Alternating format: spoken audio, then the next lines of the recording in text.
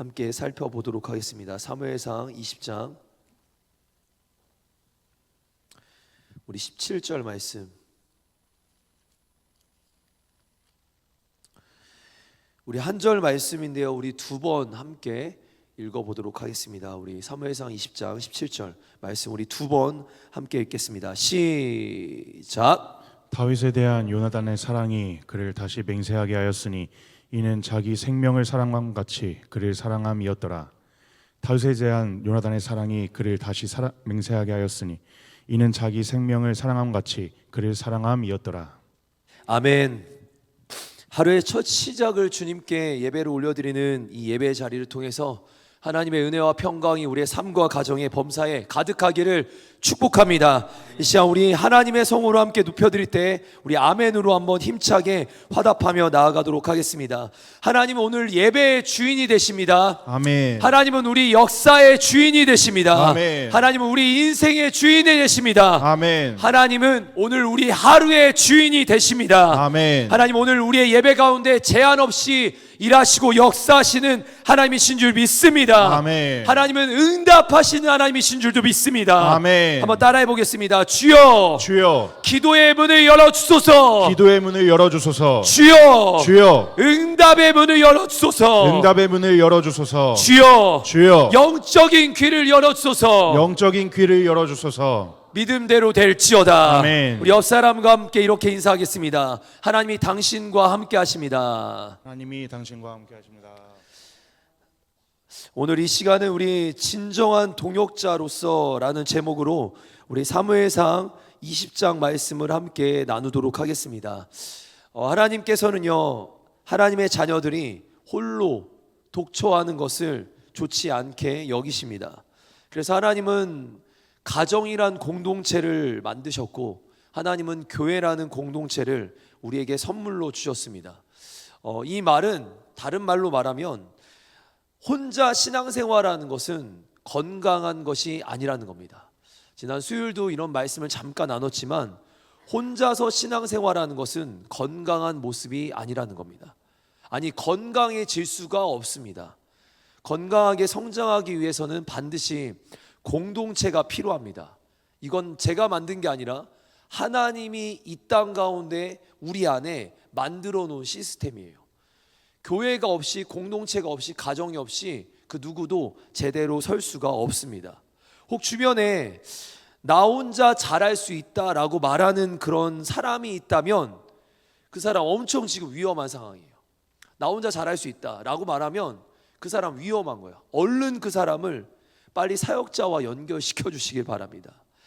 누군가 저에게 이렇게 말할 수 있어요. 그러면, 아니 목사님, 그럼 하나님께서 애초부터 혼자서도 잘 살아남을 수 있도록 만드시면 되는 거 아니셨습니까? 하나님이 애초부터 우리를, 사람을 알아서 혼자서도 잘할 수 있도록 만들어 놓으시면 되는 거 아닙니까? 라고 반문할 수 있어요. 그런데 기억하세요, 여러분, 하나님은 하나님의 형상대로 우리를 지으셨습니다. 아멘. 하나님은 하나님의 형상대로 지으셨어요. 그 말이 무엇이냐면 삼위일체 하나님, 여러분 오늘도 공동체로 존재하시는 게 삼위일체 하나님이에요. 성부, 성자, 성령 공동체로 연합하시며 존재하시는 거예요. 그 연합된 존재이신 우리 하나님께서 그 완벽한 연합을 우리에게 배우라고 하시는 겁니다. 하나님을 바라보라 라고 말하는 건 우리의 연합을 바라봐라, 영원한 연합이신 삼위 하나님을 바라보라는 겁니다. 사랑하는 성도 여러분, 우리는 오늘도 하나님을 바라보면서 연합이 뭔지, 그리고 진정한 동역이 뭔지를 늘 고민하고 배우게 됩니다. 우리 창세기 1장 우리 26절 말씀 함께 같이 한번 선포해 보겠습니다. 시작. 하나님이 이르시되 우리의 형상을 따라 우리의 모양대로 우리가 사람을 만들고 그들로 바다의 물고기와 하늘의 새와 가축과 온 땅과 땅에 기는 모든 것을 다스리게 하자 하시고. 말씀을 잠깐 띄워주시면 하나님의 형상, 하나님의 모양대로 우리가 사람이 만들어졌어요. 그럼 뒤에 말씀 잘 보시면 사명에 대한 얘기잖아요. 사명을 제대로 감당하려면, 이 땅 가운데 하나님의 뜻을 잘 감당하려면 하나님을 잘 봐야 합니다. 하나님의 형상대로 돌아가야 하는 겁니다. 그렇습니다. 하나님은 창세기 1장부터 믿음의 사람들이 공동체를 이루기 원하셨어요. 바로 1장부터 창세기 1장부터 믿음의 공동체가 되기를 원하셨고 손수 하나님께서는 그 공동체를 만들어 주셨습니다. 특별히 이 믿음의 공동체가 이제 나아갈 방향이 있다면 바로 믿음의 동역자로서의 관계를 세워나가는 겁니다. 그러니까 우리 공동체가 그냥 나는 공동체야 라고 말하는 게 아니라 우리의 방향은 하나님을 닮아야 될 텐데 그 하나님의 방향은 뭐냐? 동역자로서의 관계예요. 믿음의 동역자로서의 관계. 하나님은 우리 안에서 너는 너고 나는 나다. 내가 괜히 너를 위해 희생하고 손해볼 필요가 없다. 적당한 관계 유지. 여러분 이런 비즈니스적 관계를 하나님 원하시는 게 아닙니다. 하나님 이거 기뻐하시지 않으세요. 우리가 주 안에서 정말 하나 되고 연합된 진정한 믿음의 영적 공동체가 되기를 원하시는 게 하나님의 뜻입니다. 우리 에베소서 말씀을 통해 한번 증명해 볼 텐데 우리 에베소서 2장 19절부터 22절 말씀입니다. 우리 함께 봉독합니다. 시작. 그러므로 이제부터 너희는 외인도 아니요 나그네도 아니요 오직 성도들과 동일한 시민이요 하나님의 권속이라. 너희는 사도들과 선지자들의 터 위에 세우심을 입은 자라. 그리스도 예수께서 친히 모퉁이 일돌이 되셨느니라. 그의 안에서 건물마다 서로 연결하여 주 안에서 성전이 되어가고 너희도 성령 안에서 하나님이 거하실 처소가 되기 위하여 그리스도 예수 안에서 함께 지어져 가느니라. 우리 19절 말씀도 잠깐 한번 띄워주시면 성경에서 뭐라고 합니까? 이제 너희는 하나님의 권속이다. 외인도 아니고 바깥 사람도 아니고 너희는 하나님의 자녀들이다. 백성들이다. 근데 너희에게 원하는 것이 있다라고 말하면서 21절 그 안에서 함께 연결되라, 연합해라, 공동체가 되라. 그리고는 22절 함께 지어져 가라. 여러분 이게 하나님의 뜻이에요. 연합과 하나됨, 믿음의 공동체가 하나님의 뜻입니다. 성경에서 진정한 동역자 관계가 누가 있을까를 찾아봤습니다. 정말 많이 있더라고요. 믿음의 동역자, 하나님이 기뻐하시는 동역자 관계 정말 많더라고요. 예를 들어서 모세와 아론, 여호수아와 갈렙, 바울과 바나바, 정말 믿음의 동역자 관계가 참 많습니다. 그럼에도 가장 위대한 동역자 관계를 뽑는다면 모두가 두말할 것 없이 바로 이 관계를 뽑아요. 바로 오늘의 본문의 주인공들이죠. 다윗과 요나단이에요. 다윗과 골리앗 아닙니다. 다윗과 요나단이에요. 하나님은 이 관계를 되게 소중히 여기세요. 저도 이번에 19장과 20장 말씀을 보면서 이런 관계, 정말 이런 관계가 돼야 되는구나. 하나님이 말씀하시는 동역자 관계, 교회 안에서 우리가 이루어가야 할 관계가 이런 관계구나라는 것을 깨닫게 됩니다. 그렇다면 왜 하나님은 다윗과 요나단을 정말 하나님이 기뻐하시는 진정한 동역자 관계로 뽑을까? 바로 오늘 이제 이 관계를 우리가 함께 말씀 속에서 살펴보면서 우리의 가정이, 우리의 직장, 여러분 가정 안에서도 동역자 관계입니다. 그냥 하나님이 가정에서 만들어 놓은 게 아니라 하나님은 이 가정 안에서 영적인 동역을 이루기 원하세요. 믿음의 동역 뿐만 아니라 우리의 직장에서, 뿐만 아니라 우리의 교회에서, 뿐만 아니라 우리의 선교팀에서, 뿐만 아니라 우리의 목장에서, 우리의 목원들과 정말 이 믿음의 동역을 이루어가는 건 정말 중요한 주제일 겁니다. 그래서 우리는 오늘 말씀 속에서 한 두 가지 정도로 진정한 동역자가 무엇인지 한번 살펴보도록 하겠습니다. 우리 첫 번째입니다. 한번 따라해 보겠습니다. 진정한 동역자는 우리 한번 더 크게 진정한 동역자는 진심으로 사랑하는 관계입니다. 진심으로 사랑하는 관계입니다. 우리 세 절의 말씀을 함께 연속으로 우리 살펴보도록 하겠습니다. 사무엘상 18장 1절부터 우리 같이 한번 읽어봅니다. 시작. 다윗이 사울에게 말하기를 마침에 요나단의 마음이 다윗의 마음과 하나가 되어 요나단이 그를 자기 생명같이 사랑하니라. 사울은 자기의 아들 요나단과 자기의 모든 신하들이 듣는 데서 다윗을 죽이겠다고 말하였다.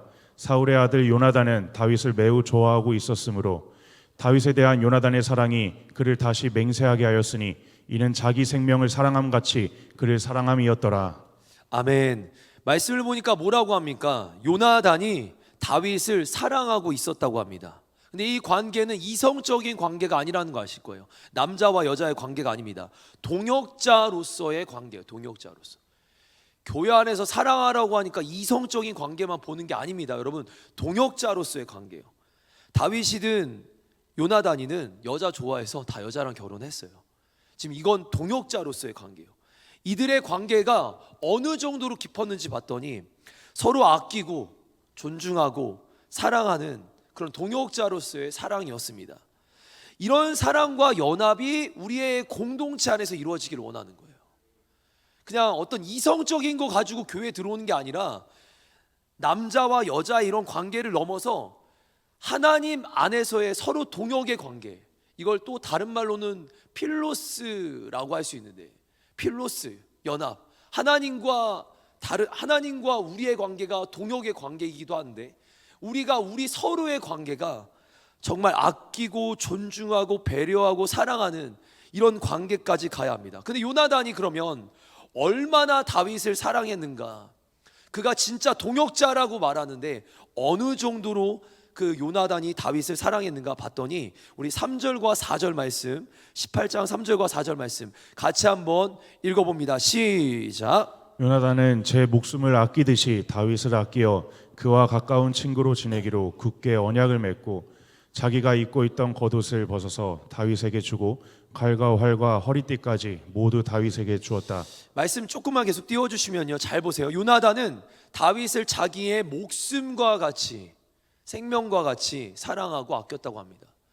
여러분, 교회에서 이루어져야 될 관계예요. 누군가 어려운 사람이 처했을 때 그 사람을 위해 생명과 같이 마음을 다해 목숨을 다해 사랑할 줄 아는 거. 아마 다윗과 요나단은 이게 쉽지 않았을 겁니다. 조금 말씀 한번 더 띄워주시면 이 관계 하나 조금 더 살펴볼게요. 우리 4절 말씀 띄워주시면 자기가 입고 있는 겉옷까지 내어주는데 뿐만 아닙니다. 자기의 유일한 무기인 칼과 활과 허리띠까지 내어줍니다.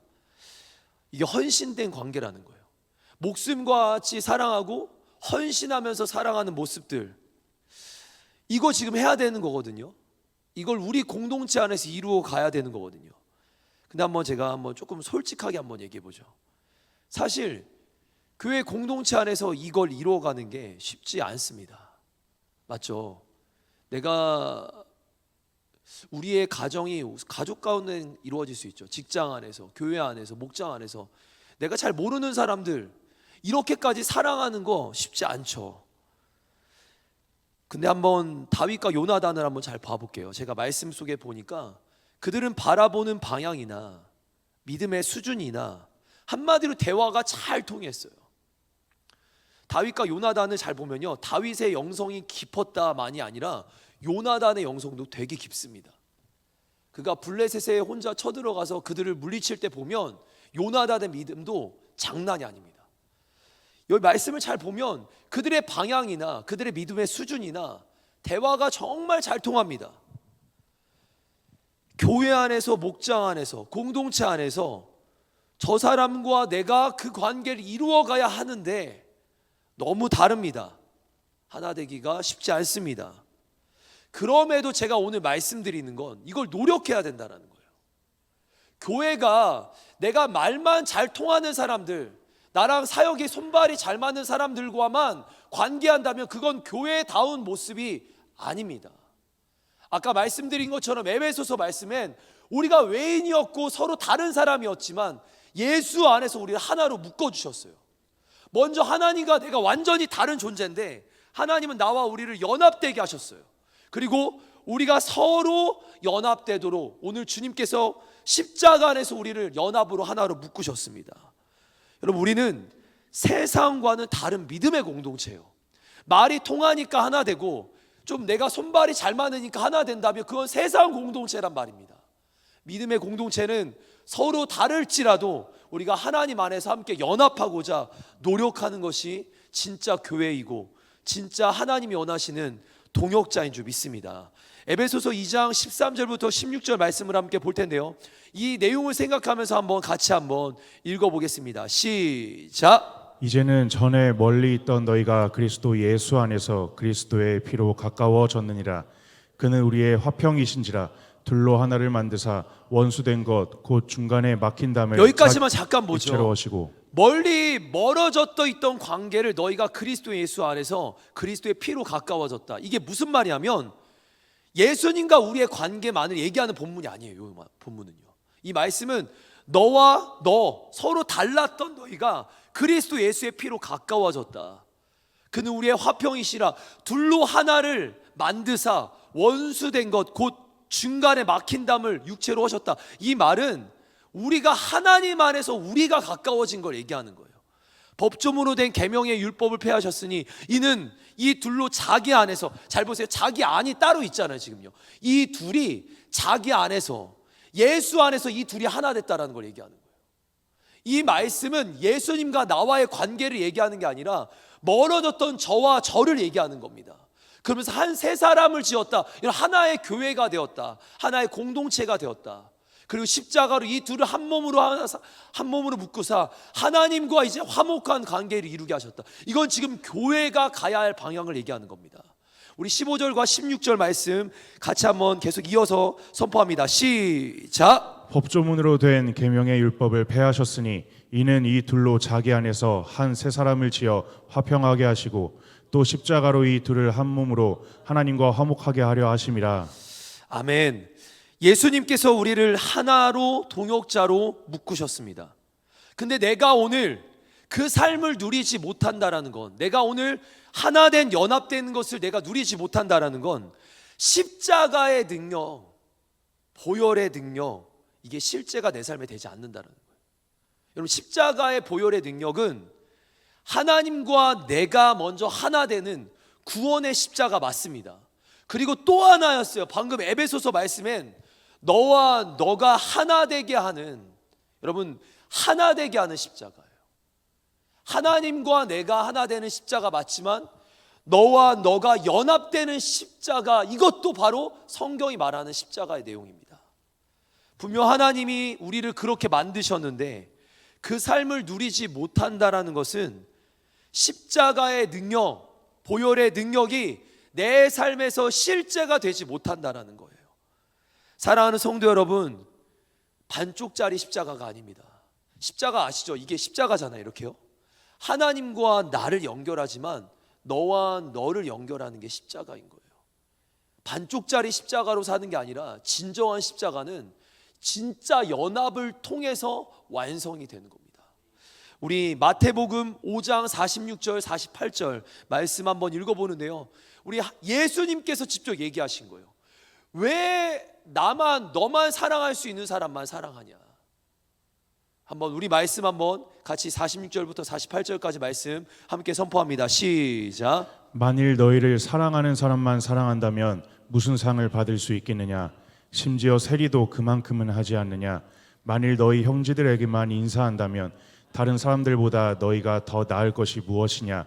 심지어 이방 사람들도 그만큼은 하지 않느냐. 그러므로 하늘에 계신 너희 아버지가 완전하신 것처럼 너희도 완전하도록 하여라. 아멘. 48절에 하늘에 계신 하나님께서 완전하신 것처럼 너희도 완전해라. 뭘 완전하라는 거죠? 서로 사랑을 완전하게 이루라. 이방 사람들도 다 그렇게 한다. 세상 사람들도 자기를 좋아하는 사람에게 다 좋아한다 한다. 세상 사람들도 자기랑 친한 사람들에게는 다 인사한다. 그런 세상적인 관계가 아니라 우리 교회의 관계는 하나님 안에서 완전한 사랑을 이루는 거예요. 소외된 사람이 보여요. 잘 몰라요. 그러면 우리가 교회라면 십자가의 능력이 있다면 찾아가고 만난다라는 거예요. 그게 진짜 하나님이 원하시는 관계입니다. 우리 안에 동역자 관계들이 이루어지기 위해서 노력해야 합니다. 아멘.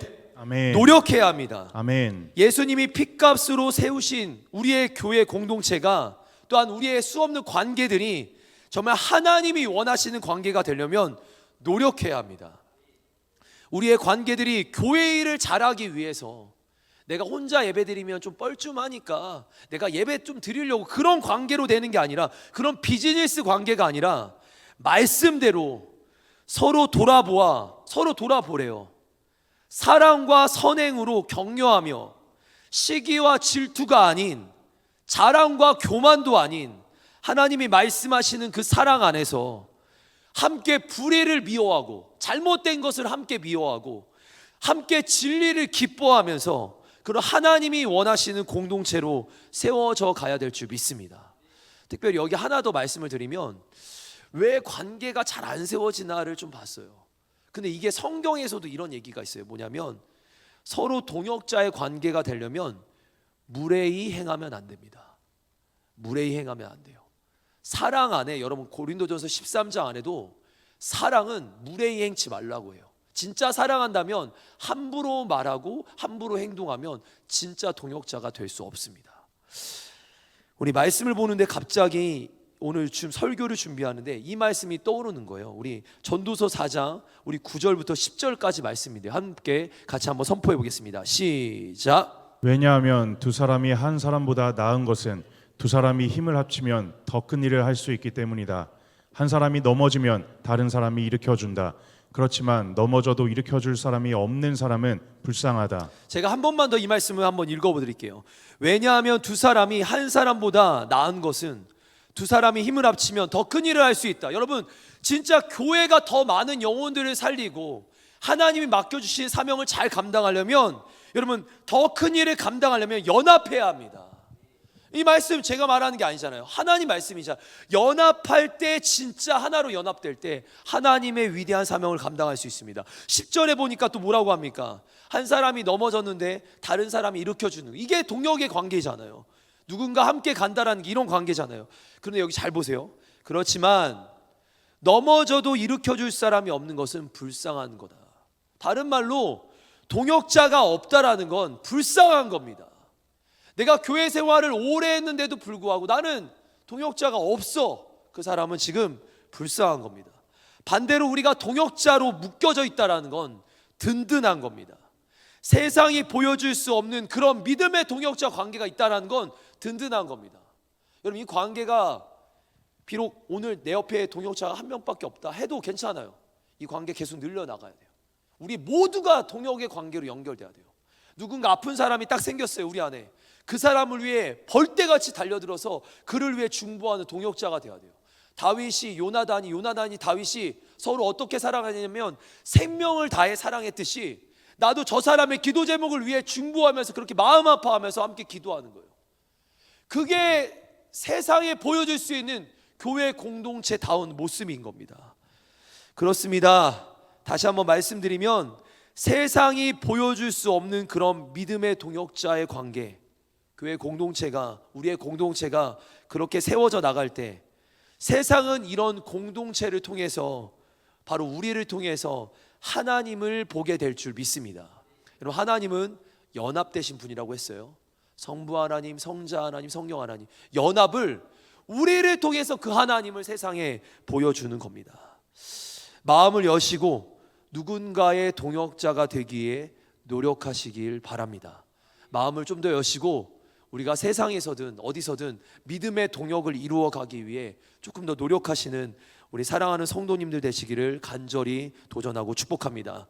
두 번째입니다. 한번 따라해 보겠습니다. 진정한 동역자는 다시 한번 진정한 동역자는 관계의 중심에 하나님이 계십니다. 관계의 중심에 하나님이 계십니다. 관계의 중심에 하나님이 계십니다. 관계의 중심에 하나님이 계십니다. 그냥 친한 게 아니라는 거예요.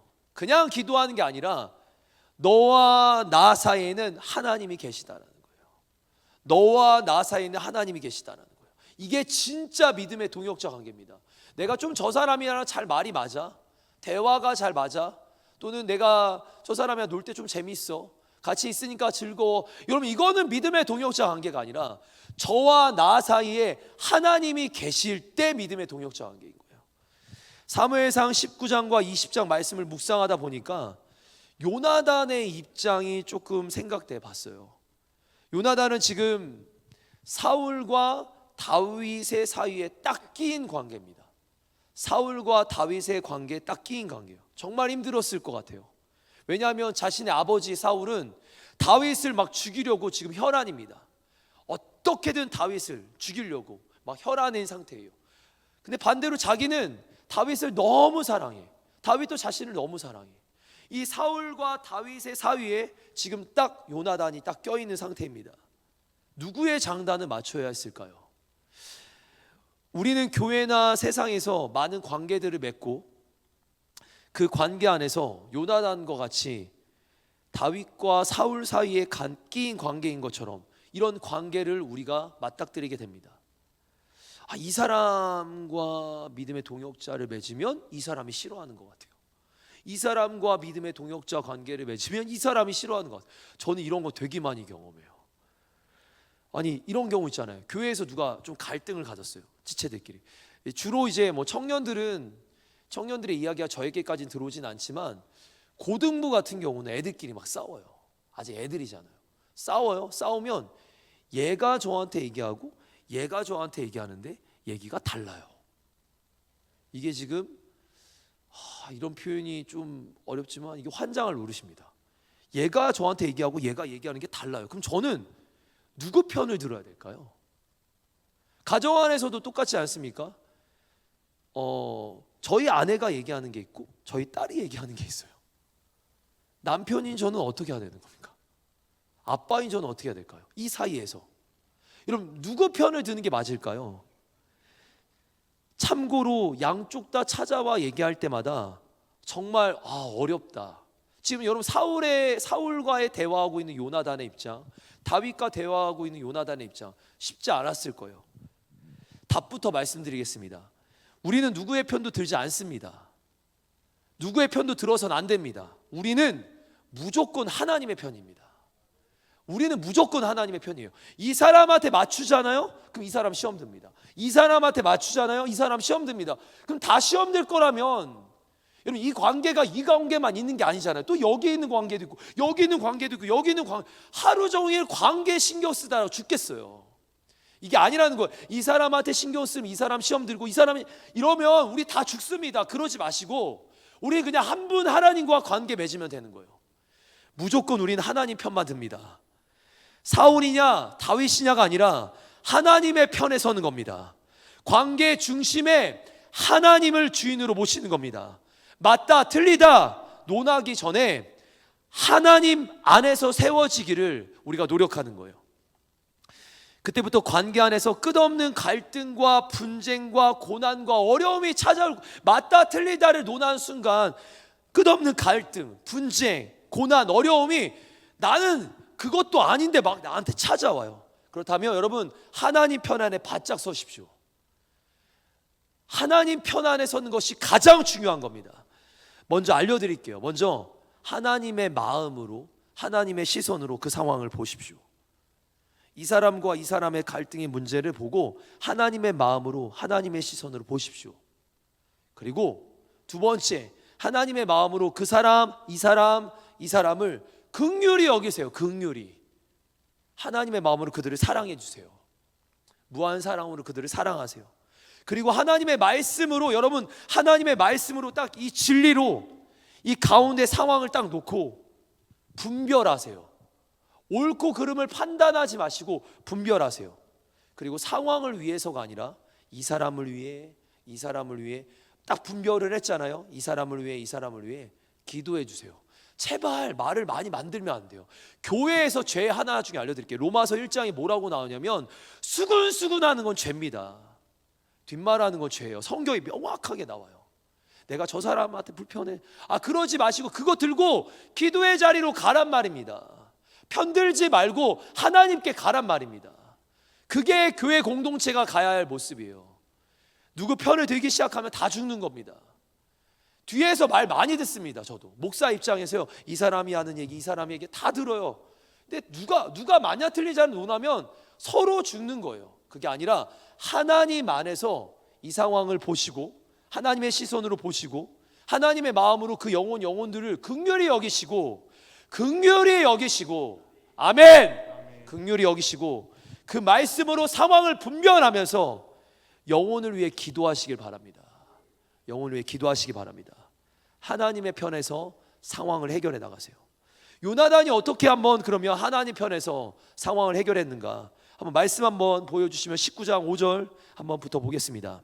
우리 같이 한번 읽어봅니다. 시작. 다윗은 자기 목숨을 걸고 블레셋 사람 골리앗을 죽였습니다. 여호와께서는 온 이스라엘이 큰 승리를 거두게 하셨습니다. 아버지도 그것을 보시고 기뻐하셨는데 왜 다윗에게 나쁜 일을 하려 하십니까? 다윗은 죄가 없습니다. 그를 죽일 이유가 없습니다. 지금 뭐 하고 있는지 아시죠? 사울 왕 앞에 지금 사울 왕 앞에 우리 요나단이 다윗을 변호하는 장면이에요. 근데 여기 변호할 때도 여러분 잘 보세요. 팩트로만 하는 거예요. 감정으로 하는 게 아니라 있었던 사건과 문제로 정확하게 얘기하는 거예요. 그가 기도하면서 지금 자신의 사랑하는 일을 위해 얘기하는 거예요. 우리 한번 20장 30절 32절까지 말씀도 한번 잠깐 보겠습니다. 시작. 사울은 요나단에게 화를 내며 말했습니다. 이 바보 같은 놈아, 그래 난 내가 이새의 아들 다윗의 편인 줄 알고 있었다. 너는 너뿐만 아니라 너를 낳아준 내 어미도 수치스럽게 만들고 있다.